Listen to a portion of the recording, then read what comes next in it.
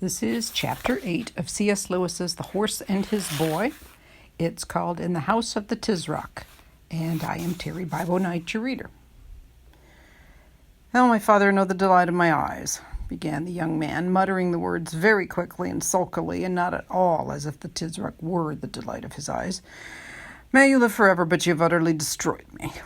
If you had given me the swiftest of the galleys at sunrise when I first saw that the ship of the accursed barbarians was gone from her place, I would have perhaps overtaken them. But you persuaded me to send first and see if they had not merely moved round the point into better anchorage. Now the whole day has been wasted, and they are gone out of my reach. The false jade, And here he added a great many descriptions of Queen Susan, which would not look at all nice in print. For, of course, this young man was Prince Rabadash, and, of course, the false jade was Susan of Narnia. "Compose yourself, O my son," said the Tisroc, "for the departure of guests makes a wound that is easily healed in the heart of a judicious host." "But I want her," cried the prince. "I must have her. I shall die if I do not get her, false, proud, black-hearted daughter of a dog that she is. I cannot sleep, and my food has no savor, and my eyes are darkened because of her beauty. I must have the barbarian queen." "How well it was said by a gifted poet," observed the vizier, raising his face in a somewhat dusty condition from the carpet. "The deep draughts from the fountain of reason are desirable in order to extinguish the fire of youthful love." This seemed to exasperate the prince. "Dog!" he shouted, directing a series of well-aimed kicks at the hindquarters of the vizier. "Do not dare to quote the poets to me. I have had maxims and verses flung at me all day, and I can endure them no more." I'm afraid Aravis did not feel at all sorry for the vizier. The Tisroc was apparently sunk in thought, but when, after a long pause, he noticed what was happening, he said tranquilly, "My son, by all means desist from kicking the venerable and enlightened vizier, for as a costly jewel retains its value, even if hidden in a dunghill, so old age and discretion are to be respected, even in the vile persons of our subjects. Desist, therefore, and tell us what you desire and propose." "I desire and propose, O my father," said Rabadash, "that you immediately call out your invincible armies and invade the thrice accursed land of Narnia and waste it with fire and sword, and add it to your illimitable empire, killing their high king and all of his blood except the Queen Susan. For I must have her as my wife, though she shall learn a sharp lesson first." "Understand, O my son," said the Tisroc, "that no words you can speak will move me to an open war against Narnia."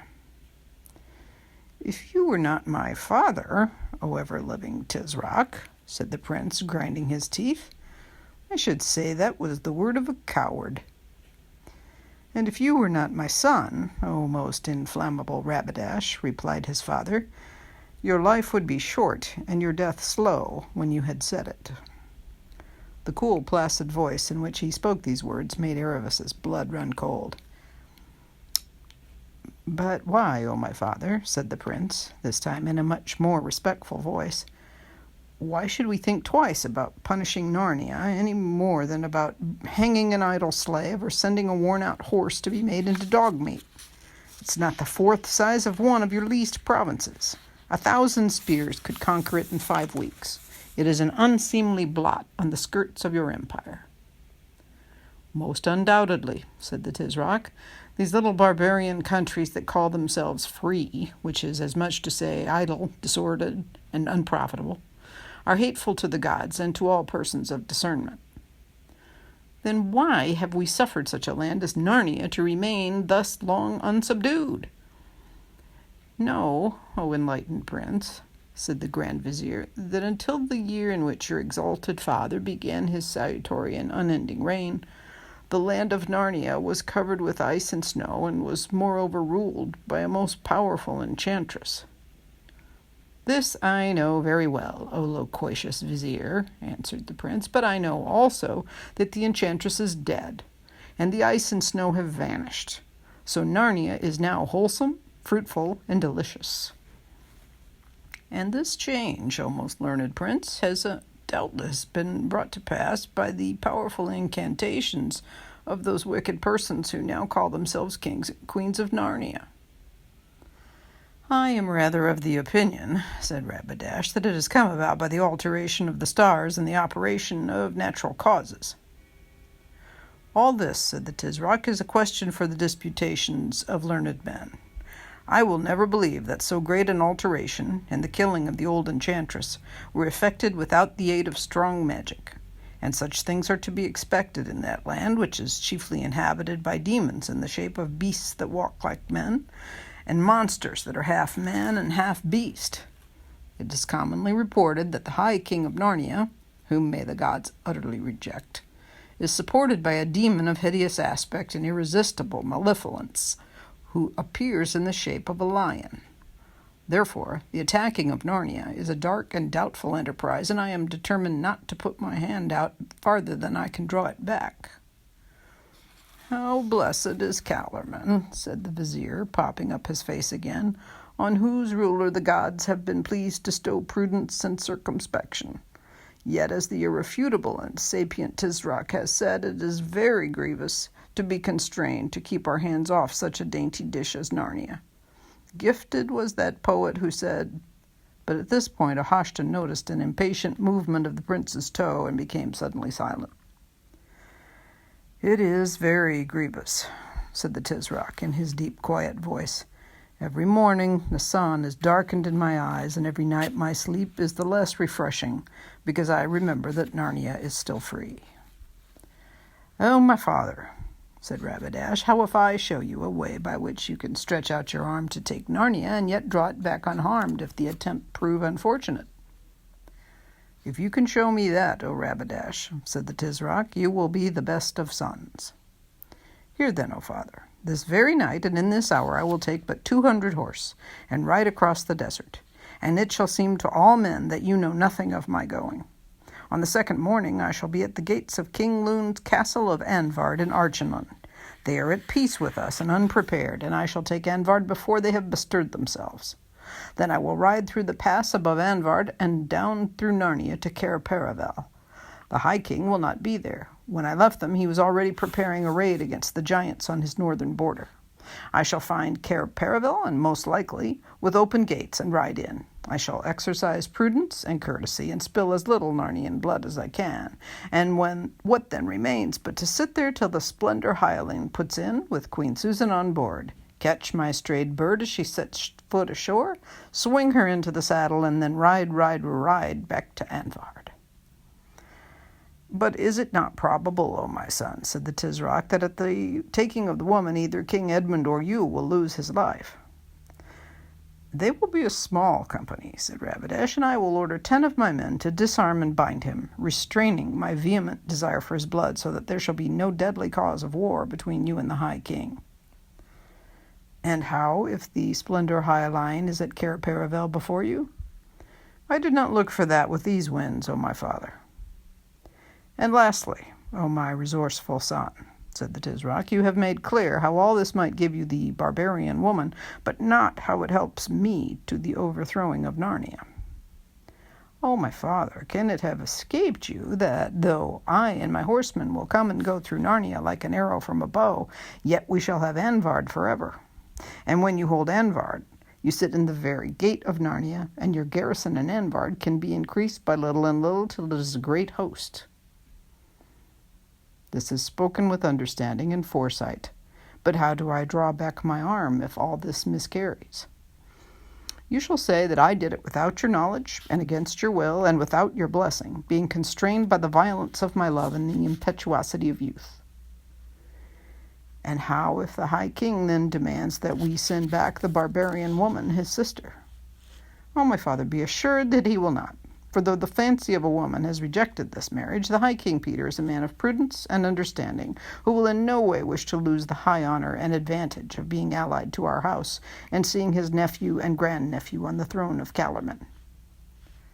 He will not see that if I live forever, as is no doubt your wish, said the Tisroc in an even drier voice than usual. And also, O my father, I know the delight of my eyes, said the prince after a moment of awkward silence. We shall write letters as if from the queen to say that she loves me and has no desire to return to Narnia, for it is well known that women are as changeable as weathercocks, and even if they do not wholly believe the letters, they will not dare to come to Tashbaan in arms to fetch her." "O enlightened vizier," said the Tisroc, "bestow your wisdom upon us concerning this strange proposal."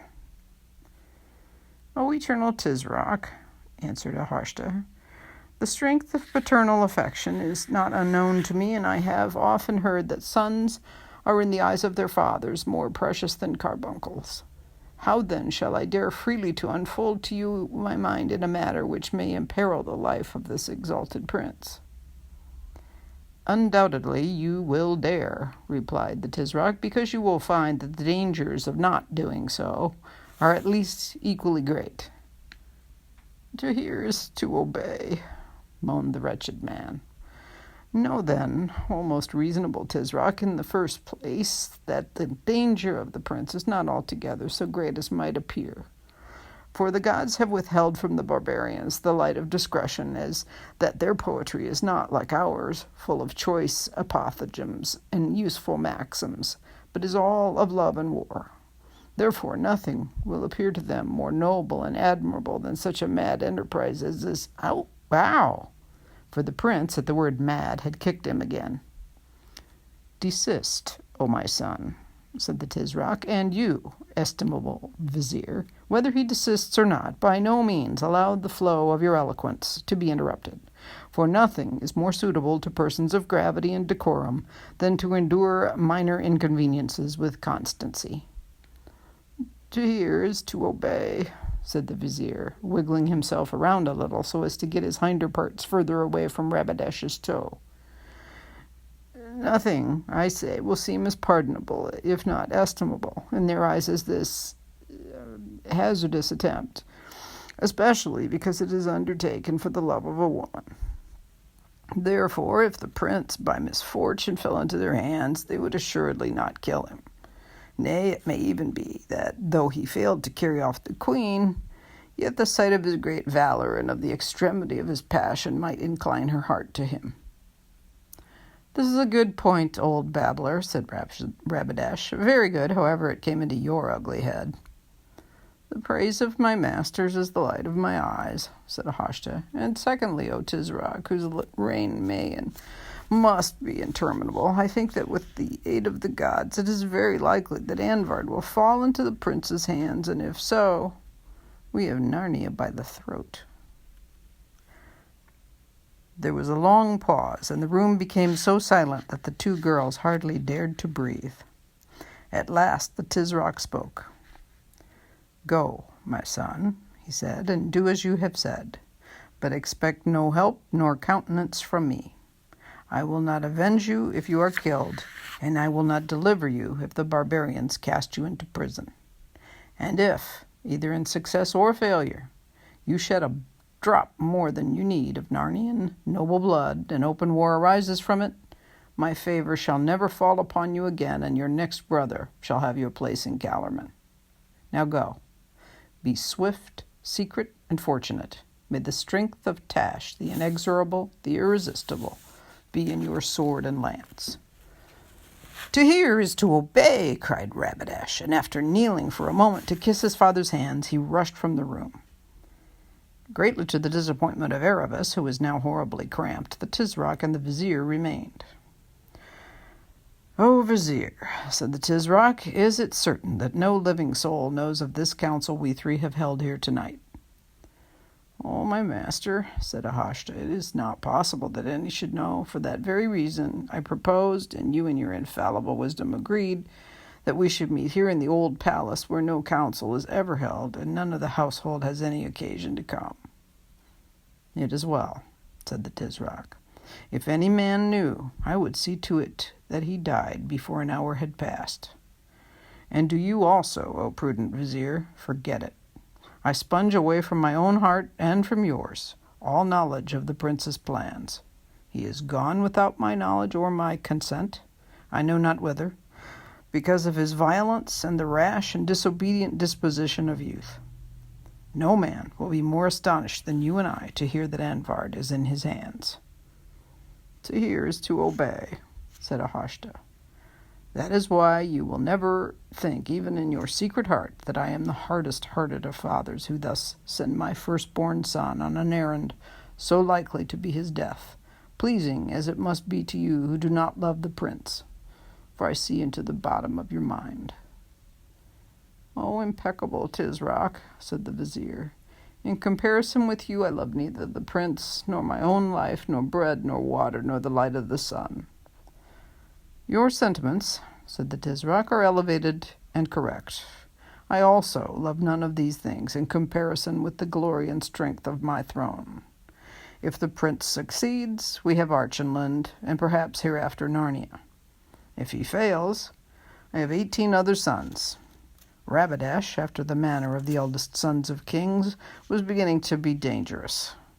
More than 5 Tisrocs in Tashban have died before their time because their eldest sons, enlightened princes, grew tired of waiting for their throne. He had better cool his blood abroad than boil it in inaction here.